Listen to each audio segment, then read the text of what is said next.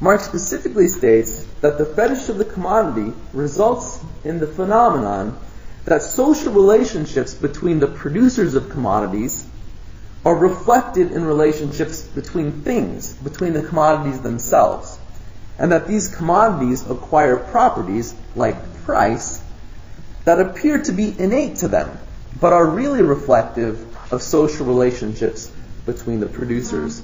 And I want to go into this in a little bit more detail. One of the social relationships Marx is talking about here is the social division of labor and the process of exchange. And he gives an analogy of Robinson Crusoe. This was used by the classical economists to give a kind of naturalistic coloring to the system of capitalism. But the analogy went as so, that a man stranded on an island all by himself must very carefully know how much time it takes to catch a fish, to repair a shelter, to build a spear, to collect rainwater, and so on. Because he has to very carefully calibrate the ratios of all the different activities in order to support all of his needs and wants. Now take the analogy out to the level of society. Take all of the commodity producers together, and there is a sum total of labor hours that can be performed every whatever day or every year. That labor has to be expended in the right mix, the right proportion of socially useful things in order to produce the right mix of use values for society. But how does that work in a capitalist society? Because there's no overall plan. Let's start with one commodity producer. A shoemaker makes a bunch of shoes that she can trade or sell in order to get other commodities she needs to survive, like food and medicine and clothing. So in order to obtain those commodities, she must go through the process of exchange with other commodity producers. You got to sell the extra shoes you made to get some money, and then use that money to buy the bread and the clothes and so forth. The process of exchange is what mediates the entire social metabolism. So for example, in another example that's not quite as clean, let's say that taken together, all of the weavers of a society bring 100 tons of linen to the market, expecting to sell it for the fair price based on the labor time embedded in the 100 tons of linen. They didn't know ahead of time how much the market could absorb. Maybe they got some estimates from their buyers, but all of that is guesswork until the cash money actually changes hands, right? So let's say they can't find buyers for all of that, and they have to cut their prices 20%. What this means is that too great a portion of the total social labor time has been expended in the form of weaving. That only 80 tons was really necessary socially, and that the rest of the production was wasted labor. This is the hidden hand of the market, as Adam Smith called it. But Marx sees it as quite anarchic, quite chaotic, rife with contradictions and tensions, and the possibility of crisis. So relationships between commodity producers become expressed as relationships between commodities themselves, mediated by exchange through money. Now, just because we say something is a social relationship, that doesn't mean it's made by a single individual, or that it's even a conscious decision of any one person. The unplanned and uncontrolled operation of the market creates a certain social division of labor, but not according to anyone's rational plan. And even though these market forces appear as self-evident external pressures, I can't decide how much I want to pay for a bag of chips. The Sun chips cost what they cost. But these are the definite results of capitalism, of an economy in which commodity producers relate to each other solely through the purchase and sale of commodities. What's my time at, Alex? You have 10. 10? Holy crap, I should slow down. I'm talking really fast. Okay. Now, let's talk about the second key concept, which is surplus value. So we talked about how each commodity producer has to sell their goods and buy the goods of other producers to get the necessaries of life. Selling in order to buy. I make some shoes, I sell them, I get some money, and then I take that money and I go to the baker and I buy some bread. I start with the commodity, the shoes I made, I get some money, and then I get other commodities that I want. CMC. Commodities, money, commodities. That's how you and I live. We sell our labor, we get some money, wages, we go buy other stuff we need. People who are owners of money, of extra reserves of money, or of investment funds or whatever, they can execute a different cycle. They can do MCM. You can buy a commodity with money and then sell it back into the market to get money back. Now, there's no qualitative difference between money on the one side and money on the other. For CMC, you start with one kind of commodity, one kind of use value, like a shoe, and you end up with a different use value you need, like a hammer, or like bread. With MCM, you start with money and you end with money. Money's money. A dollar is a dollar. It's all the same. There's no qualitative difference between the two. Therefore, in order for this exchange to have any content, any meaning, there must be a quantitative difference. So therefore, what we really must have is MCM prime, or MC delta M. You can see that in one of these silly formulas I wrote down here. This is the general formula for capital. And what does it mean? Capital is money that is undergoing this process of increasing in value. And a couple of things are apparent from this formula. First, it has no limits. When we proceed CMC, we are ending with a use value that will be consumed by the person who buys it. Use values and the consumption of use values have real physical limits. I can only consume so much bread. I can only acquire so many hammers. On the other hand, MCM prime does not have this same limit, especially considering that the M prime can get thrown right back into the starting point of the next cycle.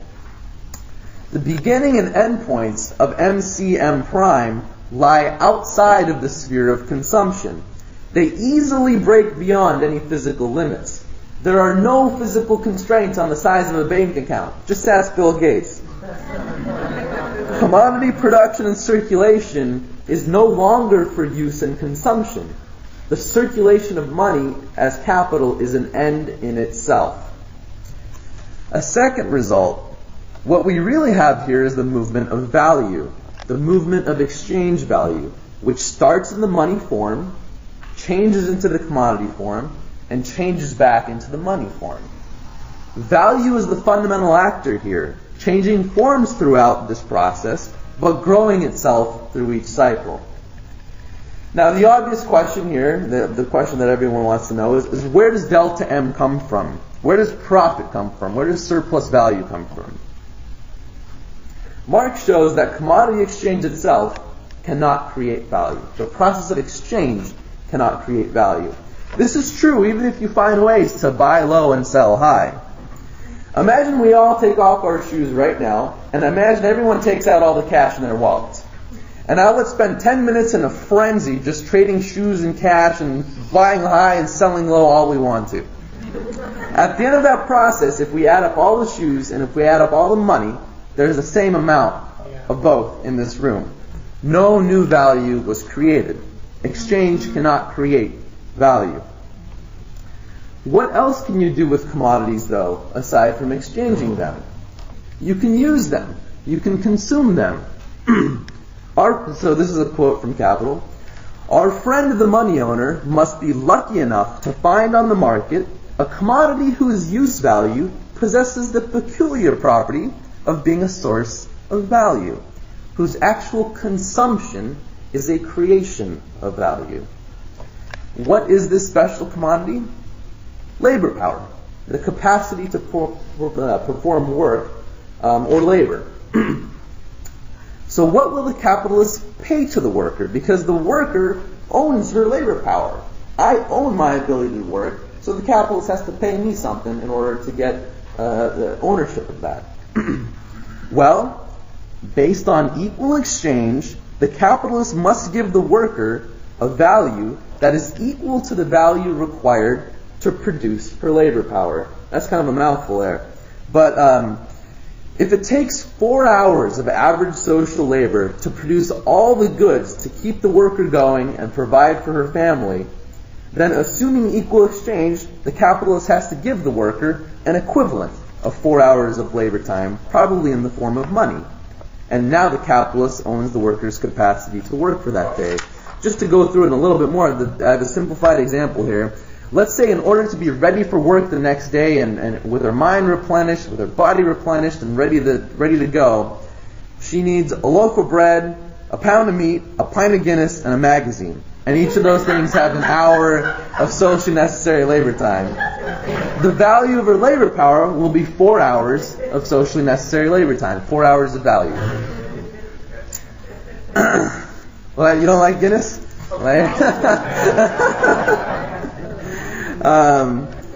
So to show us how value is created during the use, the consumption of this special commodity labor power, Marx leads us on a walk into the hidden abode of production. This is one of the most lyrical passages in the entire book. He begins our walk in the market, the place where all commodity owners meet each other as equals, the realm of freedom, equality, property, and bentham, where all work together under the auspices of an omniscient providence to their mutual advantage for the common well-being and in the common interest. This is, of course, ironic. He is using the words of the classical economists, those who believe that the free market and the capitalist system are the system of perfect liberty. Those are the words that Adam Smith used, by the way. He didn't say capitalism, he said the system of perfect liberty. They believe that this system would lead to a golden age for everything, for everyone. So Marx is saying, okay, let's say your market is all great, and people meet each other as individual, independent, free equals, but we couldn't find the creation of value here. It's just not out here in this process of exchange. So let's follow the capitalist and the worker, who met as equals on the labor market. Let's follow them as they walk towards the workshop.